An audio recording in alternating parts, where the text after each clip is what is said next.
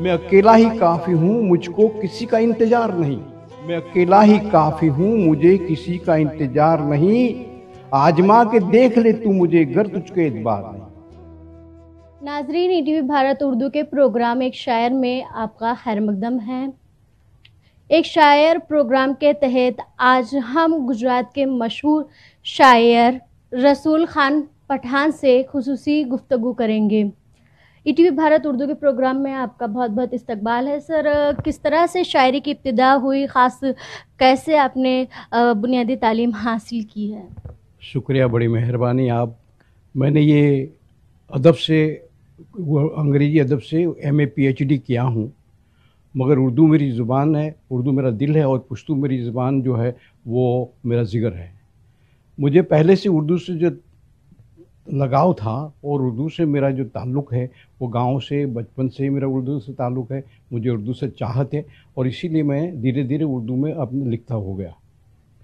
اس کے بعد میں نے سب سے پہلے غلام محمد انصاری سے بات کی۔ غلام محمد انصاری نے میری جتنی بھی تخلیقات تھی ان کو قرینے سے باقاعدہ سنجوئی اور پھر منظر عام پہ لانے کی کوشش کی، اور اس کے بعد ان کی بیٹی جو جہاں آ رہا ہے اس نے بھی کوششیں کی، اور یہ دونوں باپ بیٹی کی وجہ سے میرے 6 مجموعہ کلام آزاد نظموں میں کے فلک پہ آ گئے۔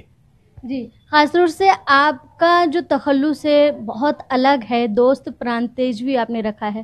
کیوں رکھا ہے یہ تخلص؟ کس طرح سے ترجیح ملی تھی؟ دراصل دوستوں کے وجہ سے ہی میں گاؤں سے یہاں احمد آباد آیا تھا، کیونکہ میرا گاؤں تو پرانتیج ہے، اور وہ میرے گاؤں کی وجہ سے میں نے پرانتیج بھی رکھ دیا، اور میرے دوستوں کے جو مجھے وہ تعاون ملا اس سے میں نے اپنا تخلص دوست رکھ دیا۔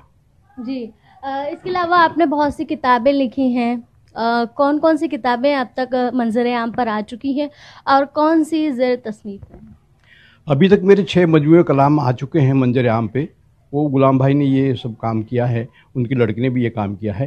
میرا سب سے پہلا عکس آیا، اس کے بعد ایک مٹھی ریت آیا، اس کے بعد ابر بہار، اس کے بعد ایک ٹکڑا بادل، اس کے بعد اموا کی ڈالیاں، یعنی کل ملا کے 6 مجموعہ کلام میرے آزاد نظموں میں آئے۔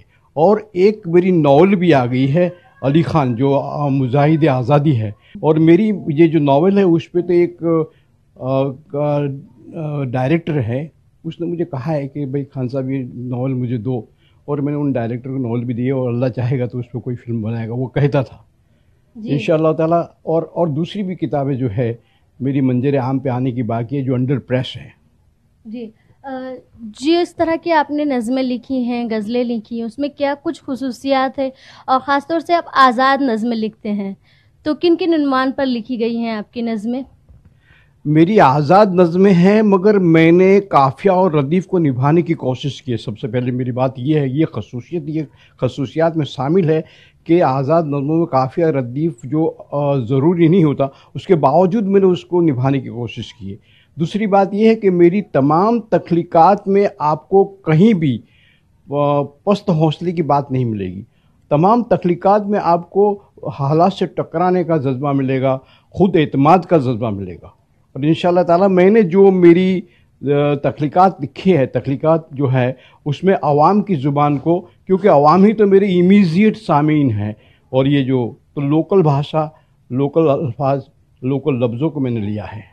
جی، خاص طور سے جس طرح سے گجرات سے اردو زبان ختم ہوتی جا رہی ہے، بہت سے شاعر اب جس طرح کے پہلے تھے اب اس طریقے سے نہیں ہیں، سامنے نہیں آ پا رہے ہیں، تو کیا کہیں گے ابھی کس طرح کی ضرورت ہے اردو کو زندہ رکھنے کی؟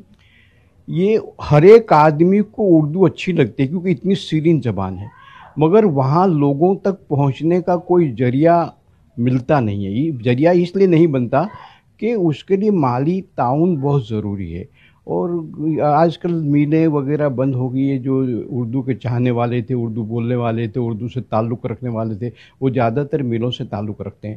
اب وہ ان کے پاس ذریعہ معاش ختم ہو گیا، تو دھیرے دھیرے یہ اردو کو جو فروغ ملنا چاہیے وہ فروغ ملتا نہیں ہے۔ اس کے فروغ کے لیے چاہیے کہ جتنے پڑھے لکھے لوگ ہیں، جتنے اردو سے تعلق رکھتے ہیں، وہ اسے مالی تعاون کریں۔ جی، آپ نے اتنی سب کتابیں لکھی ہیں تو آپ کو گجرات ساہتیہ اکیڈمی یا دوسری جگہوں سے کچھ انعامات یا ایوارڈ سے نوازا گیا ہے؟ ہاں، مجھے گجرات ساہتیہ اکیڈمی سے 2 مرتبہ انعام دیے گئے، اور اس کے بعد کچھ میرے گاؤں والوں نے بھی میرا سواگت کیا تھا، اور دوسرے بھی لوگ ہیں کہ جو میرے کو چاہتے ہیں، ان کی طرف سے مجھے انعامات ملے ہیں۔ جی، آپ مختلف عنوان پر آپ نے غزلیں لکھی ہیں، نظمیں لکھی ہیں، تو ہمارے ناظرین چاہتے ہیں کہ آپ کچھ کلام اپنے سنائیں۔ میں نے آپ کو پہلے بتایا کہ میں خود اعتماد کی بات کرتا ہوں۔ پہلی چار مصرع آپ سنیے۔ میں اکیلا ہی کافی ہوں، کافی ہوں، میں اکیلا ہی کافی ہوں، مجھ کو کسی کا انتظار نہیں، کسی کا انتظار نہیں، میں اکیلا ہی کافی ہوں، مجھے کسی کا انتظار نہیں، آزما کے دیکھ لے تو مجھے گر تجھ کے اعتبار نہیں۔ اے تغیانی دریا ٹکرائے گی تو ٹوٹ جائے گی، ٹوٹ جائے گی، یہ تغیانی دریا ٹکرائے گی تو ٹوٹ جائے گی، چٹان ہوں میں، ریت کی کوئی دیوار نہیں۔ اب دیکھیں اس میں خود اعتماد کی بات آتی ہے۔ ایک اور غزل آپ کو خود اعتماد کی میں کہہ رہا ہوں، دیکھیں آپ سنیے گا، یہ بہت مزہ آئے گا اس غزل میں، کہ میں اکیلا ہی الگ ہو گیا کارواں سے۔